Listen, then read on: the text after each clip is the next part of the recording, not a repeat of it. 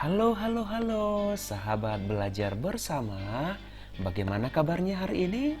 Mudah-mudahan sehat selalu ya. Oke, sudah siap kita belajar hari ini? Ya, karena kita sehat, maka kita mulai belajar hari ini. Kita masih belajar IPS ya. IPS kelas 7 semester ganjil. Ayo, kalian sekarang sedang berada di mana?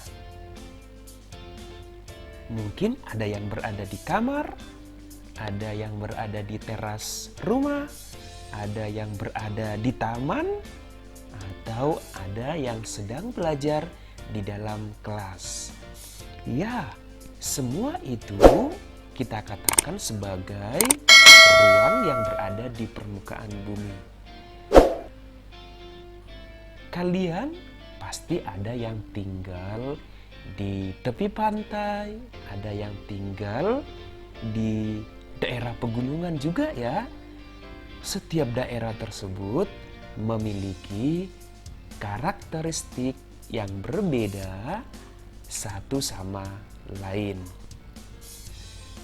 Oke, jika kalian perhatikan perbedaan dengan tempat tinggal kamu saat ini, apa yo perbedaannya? Pasti keadaan alamnya, penduduknya, aktivitasnya, seni budayanya, ya pasti berbeda-beda ya. Meskipun berbeda, kita harus saling menghargai ya, sahabat semua. Oke, sekarang kita materinya adalah mengenai pengertian ruang dan interaksi antar ruang.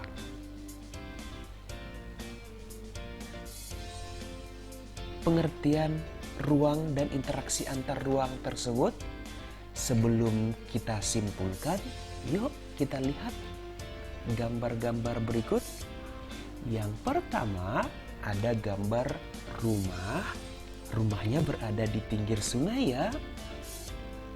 Rumah dan daerah yang berada di sekitar sungai itu kita katakan juga sebagai ruang. Kemudian gambar yang kedua kita lihat adalah sebuah gambar di alam terbuka.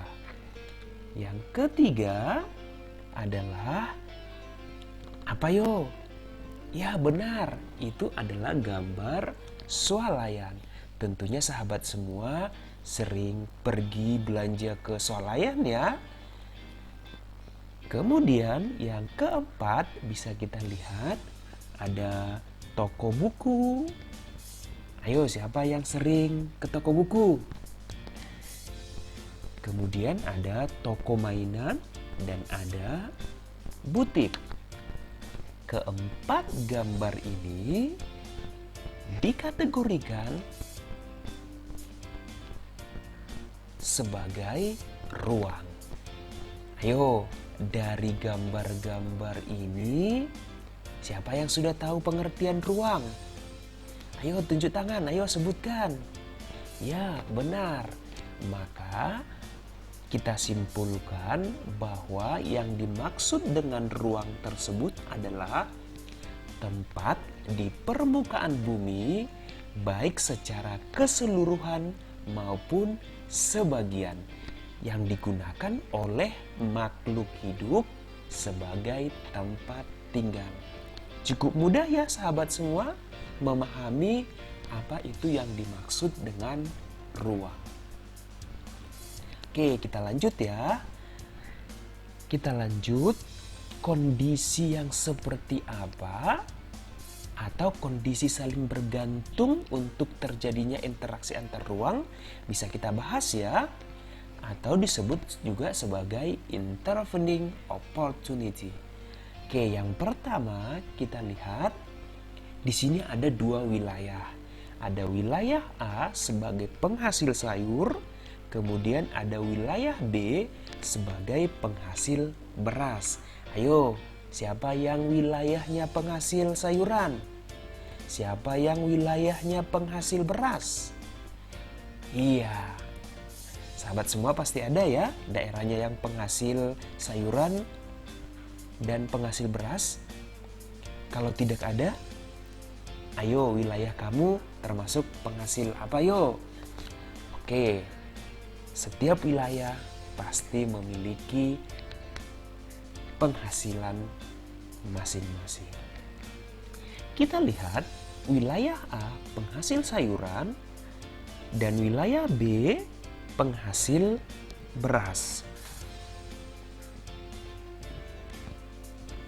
Wilayah A tentunya membutuhkan beras. Wilayah B juga memerlukan sayuran. Jika masing-masing memiliki kelebihan atau surplus, maka wilayah A akan melakukan interaksi dengan wilayah B melalui aktivitas perdagangan atau jual beli. Inilah yang dikatakan sebagai saling melengkapi atau complementarity. Jadi wilayah A melengkapi kebutuhannya dengan berinteraksi ke wilayah B. Sebaliknya, wilayah B untuk memenuhi kebutuhan sayuran melakukan interaksi ke wilayah A. Kita lanjut ya. Oke, kondisi saling bergantung yang berikutnya yang kedua adalah bisa kita lihat di sini ada 3 wilayah. Yang pertama, wilayah X itu adalah surplus sayuran namun minus ikan. Wilayah X yang berwarna merah surplus ikan namun minus sayuran. Sedangkan wilayah Z surplus ikan namun minus sayuran. Oke, kita lihat wilayah X biasanya membeli ikan ke wilayah Y. Namun kemudian diketahui wilayah Z juga penghasil ikan. Sehingga wilayah X karena jaraknya lebih dekat ke wilayah Z, maka wilayah X beralih melakukan interaksi ke wilayah Z karena lebih dekat dan pastinya ongkos transportasinya lebih murah. Para pembeli ikan dari wilayah X akan beralih membeli ikan ke wilayah Z.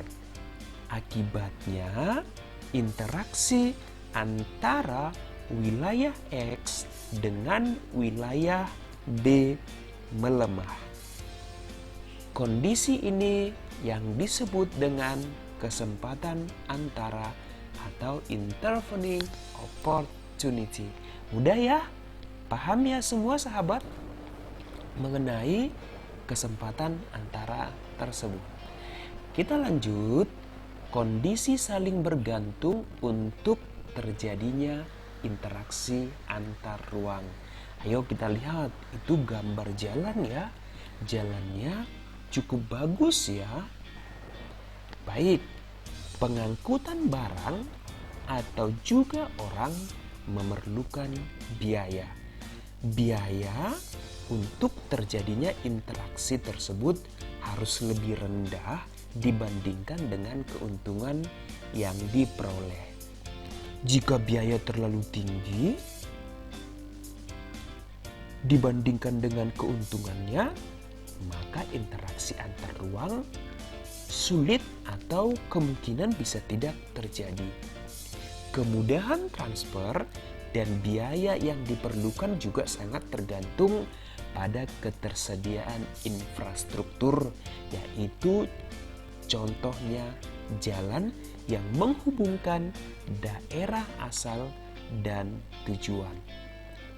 Jalan yang rusak dan sulit untuk dicapai akan mengurangi kemungkinan terjadinya interaksi ya sahabat. Bisa terjadi interaksi namun jarang karena mungkin biayanya akan lebih mahal. Sebagai contoh, seseorang akan menjual hasil buminya ke wilayah A karena jalannya lebih bagus.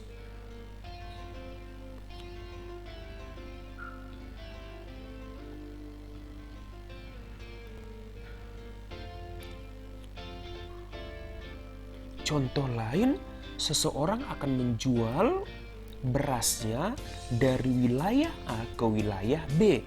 Namun jalan menuju ke wilayah B mengalami kerusakan. Mobilnya sering rusak sehingga tidak bisa dilalui. Kondisi ini mengakibatkan orang-orang yang berada dari wilayah A tidak menjual lagi ke wilayah B. Jadi kemudahan transfer juga bisa mempengaruhi terjadinya interaksi antar ruang. Kondisi ini yang dikatakan dengan transfer ability atau jalan mempermudah aksesibilitas antar ruang.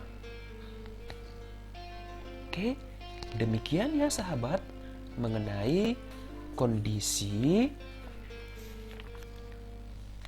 saling bergantung yang diperlukan untuk terjadinya interaksi keruangan tersebut.